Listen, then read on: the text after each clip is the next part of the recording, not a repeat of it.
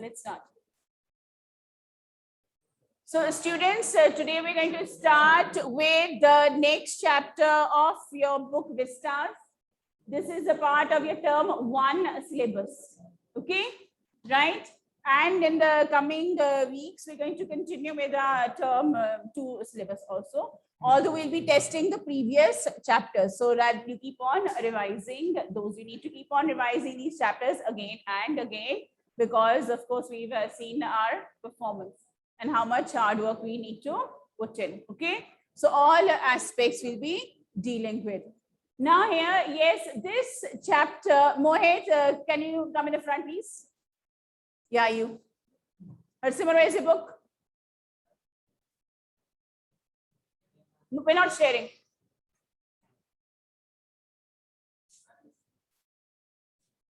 Ishan, where is your book? Gitesh, where is your book? He has never ever brought a book to the classroom.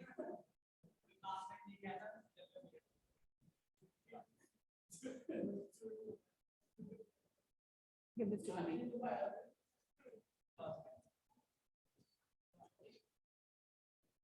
So we're starting with the chapter, The Enemy. It's by Pearl S. Buck, right? This story. And it's not a short story, it's quite a lengthy chapter.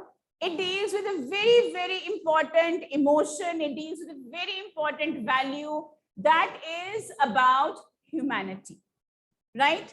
So we are there, you know, especially in times of war and in times of conflict, we are made to think about people as our enemies, right? So what do you think makes us believe this? So we grow up, you know, thinking about that people from this country, they are not good to us. And from so many years, we think of them as enemies, right? So, and what happens as a result of this thought, which is there always around us? We have a prejudice, right? We have not met people across the border. We have not met people from other countries. And without meeting them, we have an opinion that all these people are our enemies, right? This is a prejudice. So what's a prejudice? It's an idea, like, of course, so maybe you might not have met me before, and when you heard that, okay, right, so she's going to be our teacher, you already have some opinion about me, isn't it? So prejudice is, it's an opinion that we form without meeting that person. So prejudice is here. When we think of people about our enemy, yes, it is our prejudices, right? Now, how can we overcome these prejudices? How can we overcome these? How can we change our thinking? By learning about facts, yes, about the reality, and yeah, by thinking that, yes, maybe we have a wrong opinion about them. Or we have read about instances where we read about it, yes. So those prejudices that we had, they've been broken, right?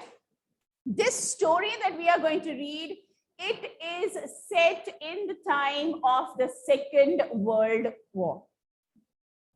Okay, right? And it is in the country of Japan. So we're going to read about a Japanese soldier. Okay, and so yes, a Japanese doctor, right? And about his behavior towards an enemy. We have an American soldier here in this story. There is Dr. Sadao. He's Japanese, his wife also, and we will be reading about an American soldier. So before I start, I'll just give you a little idea here. Now, what about the World War II? What do you know about the World War II? Destruction, how nice, Mohit? Oh yeah, really? Okay, yes, all wars lead to destruction, right? So when you talk about the Second World War, it was from 1939 to 1945. It began with the bombing of Pearl Harbor. Okay, right? So the Japanese, they attacked, right, Pearl Harbor. And then afterwards, you know, how did this war culminate? One of the most I would say, disastrous events in human history. That was the bombing of Hiroshima and Nagasaki. Do you remember? You've heard about it? Yes. So both events were very destructive. It did not serve any purpose at all, just to show our supremacy, just to show the authority. And what happens? It results in a loss of lives, right? And innocent lives are lost. And when the war, the damage of the war is assessed, we talk about financial losses, we talk about property loss, we count the number of the soldiers lost, right? But we don't talk about the emotional losses. We don't talk about the families that were broken up, right? So this is one of the most disastrous consequences of war. Now the scenario here is, yes, it is about this great animosity between the Japanese and the American, right? So the setting here is an island of Japan. Dr. Sadao, he's a very skilled surgeon. And in the time of war, what happens? Everyone, and especially the males here, above 18 years, those who are physically fit, they enroll themselves to fight for their country. There are a few exceptions, yes, so if they are not sent to war. And here, everyone, you can say all the able and the healthy males, they have enrolled themselves. Dr. Sadao, he did not go for war. Why? Because he was working on a very important scientific discovery, right? Secondly, he was treating the army general. And the army general trusted this doctor very much. And he thought that if this doctor goes away, who's going to take care of me, right? So he did not send him. That is why he did not go with the troops. And Dr. Sadao is a very skilled surgeon. Now what happens in this story is, they remember it is a time of war, right? And Japan and America, they are, of course, against each other, right? The bombing of Pearl Harbor has taken place. What were the repercussions with that? We have read about that. Now, in this instance, if an American soldier comes to Dr. Sadao's home, what would he do? An American soldier wounded, injured, half dead, in front of his house. What do you think Dr. Sadao should do? He's a doctor, yes? He's a surgeon. And as a doctor, what should be his primary duty, or what is there that he's supposed to do as a good doctor, as a good human being? Save the life. But the person in front of him is an enemy.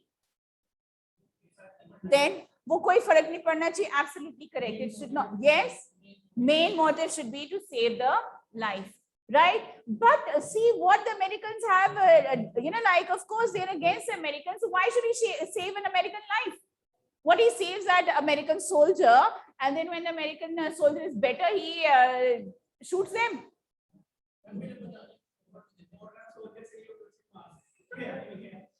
What?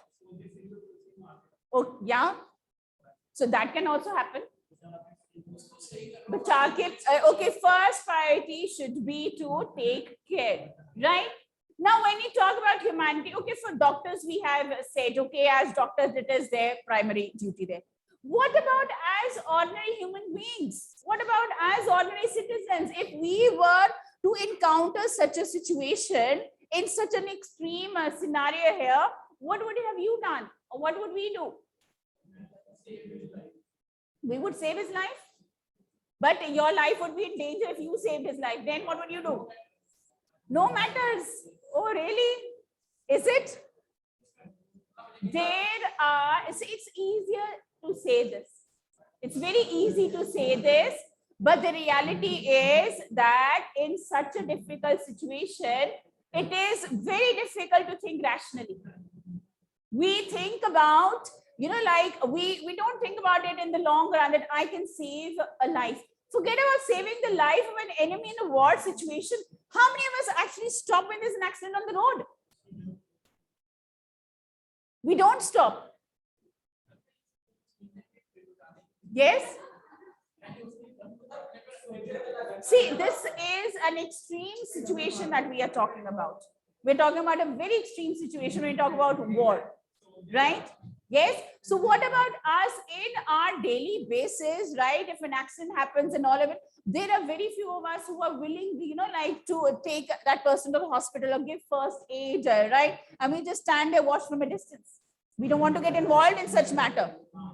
We want to stay away. Why? The police will call us. We will be unnecessarily harassed. It is because the situation has been created in such a way that humanity is losing its importance, right? Okay, so we are talking about this extreme situation, and it is an extreme situation that our true character is revealed. I might be strong here, but when a crisis is there, will that strength be there? That is what really matters. Okay, and of course, what about human behavior? How do you think? Yes, boys. How do you think human behavior changes during the time of war? All they say, we fear people. We might not know who is a traitor, who's going to complain about us. We have that lack of trust. And sometimes we start, like having fear of the very people we are very close with. Because in times of extreme crisis, anybody might turn against to save their lives. So here, yes, so crossing all borders and boundaries. This is a story which is set in Japan. It could be a story anywhere, teaching us a value that what is most important. It is their humanity, goodness, kindness. That is most important. Okay. So we're going to read about Dr. Sadao and Hana and what was the situation that they faced. Yes, all of you look at your books here. It is the time of the World War. Please, boys. Mohit, you can come here then. If you can't keep quiet. So maybe they might help him in the English exam in future. So it is the time of the World War. An American prisoner of war is washed ashore in a dying state and is found at the doorstep of a Japanese doctor. Should he save him as a doctor, hand him over to the army as a patriot? We are all patriots. We're loyal to our country, right? We don't want to do anything that will make us go against, right? But a simple act of saving the enemy might put us in a difficult situation. So that time we are in a dilemma. Should I do my duty as a doctor, or should I do my duty as a loyal citizen? Right? So this chapter is about the dilemma that Dr. Sadao faced. So how did he overcome it? Was he right? Was he wrong? What about his family's reaction? What about his values? At the end of the day, it is our character that is revealed in the difficult circumstances. Okay? Right? So Dr. Sadao Hoki's house was built on a spot of the Japanese coast where as a little boy he had often played. So where was his house? On the coast. And Japan, it's a, islands there, right? The low square stone house was set upon rocks well above a narrow beach that was outlined with bent pines. As a boy, Sadao had climbed the pines. What are pines? Considering, we're going to prepare for a multiple choice question, you should know what kind of trees are pines. Pineapple. I heard. Yes, what are the pine trees? Yeah, sharp trees. You have your coniferous trees, isn't it, right? Pine tree, you can think about your Christmas, pine cones, you get those. You go to hilly areas and you collect those cones or not? Yes, those are your pines. Supporting himself on his bare feet, as he had seen men do in the South Seas when they climbed for coconuts. right? So what is the comparison here? So he had climbed the pine trees. And how would he climb the pine trees? Just say you climb the palm tree. How people climb the palm tree and they cut down the coconuts? Yes. His father had taken him often to the islands of those seas, and never had he failed to say to the little brave boy at his side, "Those islands yonder, they are the stepping stones to the future for Japan." And Japan, we know that so many times how it has risen again and again. One of, like when you talk about your economies here, we talk about Japan, isn't it? Right? How it has risen from tragedy after tragedy. And it has overcome all that, and once again shown itself that yes, it is a force to be dealt with. What do you think yonder means? Those islands yonder. There, yonder means there. Okay, so someone has an old book, isn't it? Yes, so yonder, there. Okay, right. They are the stepping stones into the future for Japan. Stepping stones to the future for Japan. How? How? What happens when you cross those islands? That is, beyond these islands, that is where success, happiness, prosperity, that is where it lies, right? So, of course, his father told him that, yes, it is beyond these islands, right? Not only on this islands, and as you know, Japan, it is what? So many islands? Yes? Right. So, where shall we step from them? Sadao had asked seriously. Who knows? His father had answered. Who can limit our future? It depends on what we make it. And definitely Japan has made a brilliant future for itself. Yes. Right? So this is here. So he told him that, yes, those islands, they are the stepping stones to the future. Sadao had taken this into his mind as he did everything his father said. So he's a very obedient child. His father was quite strict. And yes, he taught him very important values. His father, who never joked or played with him, but who spent infinite pains upon him, who was his only son. So his father did not play with him much. He did not crack jokes with him, but he was very, very concerned about his future, right? For this reason, he had been sent at 22 to America to learn all that could be learned of surgery and medicine. So, right, what is going to make Dr. Sadao different from the other Japanese? That he has been to America. How is this fact very important considering the present moment? America is उसने degree ली है. And what is happening right now at the time of the story or about the incident that we are going to discuss? Japan and America are at war, right? Japanese consider Americans as their enemy. Okay, right? So he had gone there to America to study medicine and surgery. He had come back at 30. And before his father died, he had seen Sadao become famous, not only as a surgeon, but as a scientist. Yes, can a surgeon be a scientist? How? By studying. Then when is he going to be a surgeon? Then when is he going to be a surgeon? So he's going to study for a surgeon, then he's going to study for a scientist. Surgeon is just a degree. What? What?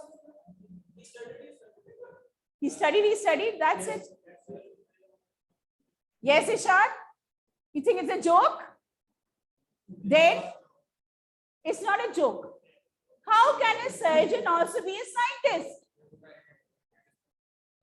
Yes, so like as he's doing his surgery, he's finding out things. Yeah, like of course, Could be why the wounds are not, healing faster. Why is it taking much time? Or the other ways the surgeries could be done. And yes, so doctors there, once you get a degree, it does not mean a full stop. Does not mean that. So he is carrying on with his further studies. He's carrying on with his further research. So he's not only a surgeon, but he is also a scientist. Okay. So he's carrying on with his research and with his experiments. Because he was perfecting a discovery which would render wounds entirely clean. He had not been sent abroad with the troops. It's a very important fact. Very, very. Why he was not sent with the troops? Because he was working on a very important discovery. What was that? Make the wounds clean, right? And what happens if the wounds are not clean? Infection, right? So it's very important here, and that yes, the wounds, they have to be clean. So he's working on that in spite of, yes, maybe removing the germs and all, something is there which is not letting that infection go away. So he's working on that. Okay, right?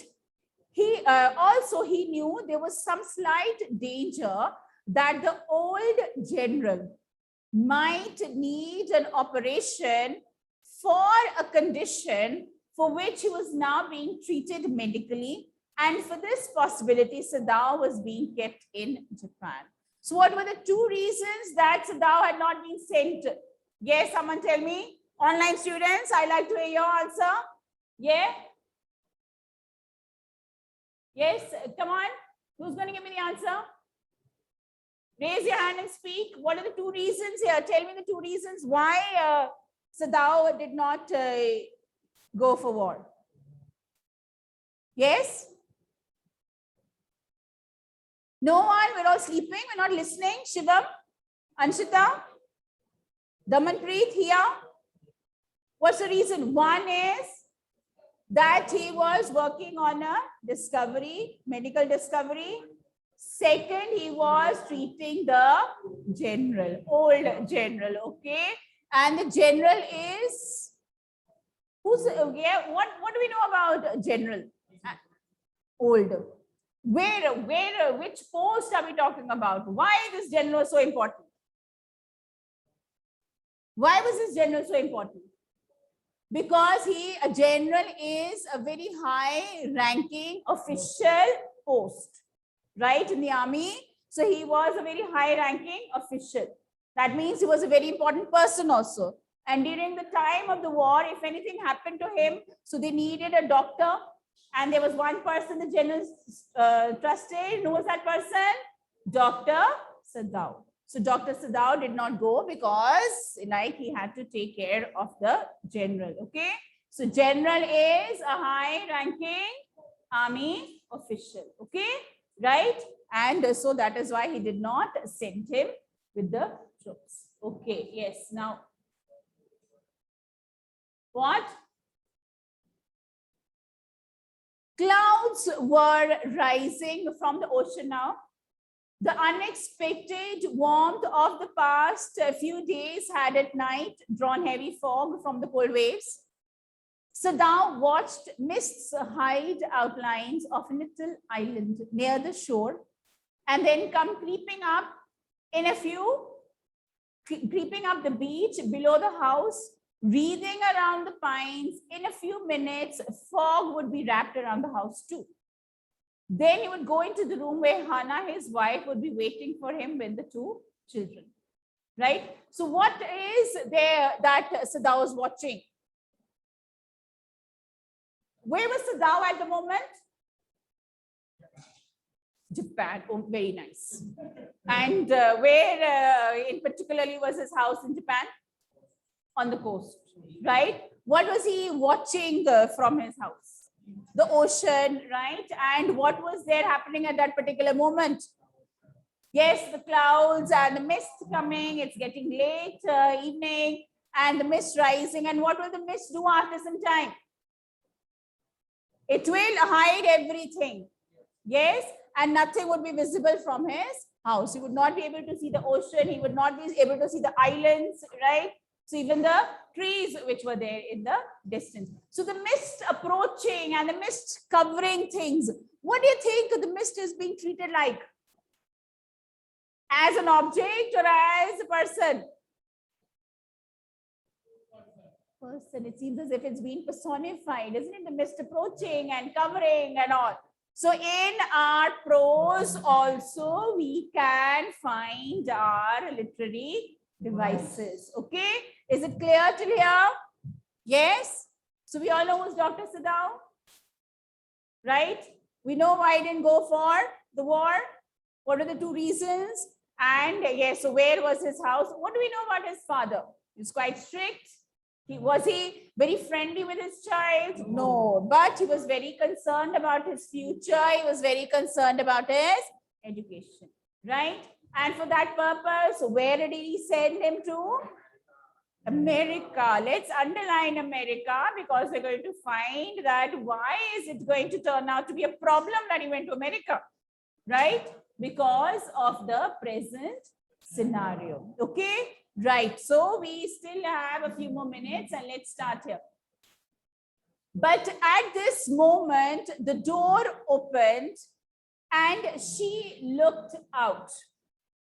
A dark blue woolen howry over her kimono. Who is she?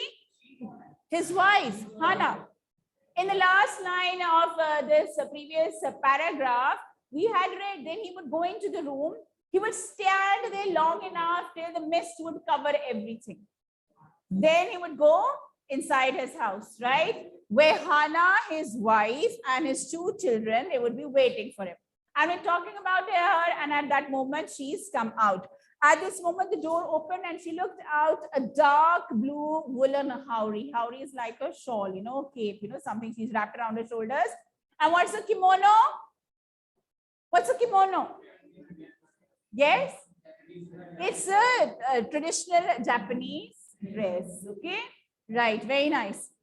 She came to him affectionately and put her arm through his as he stood, smiled and said nothing.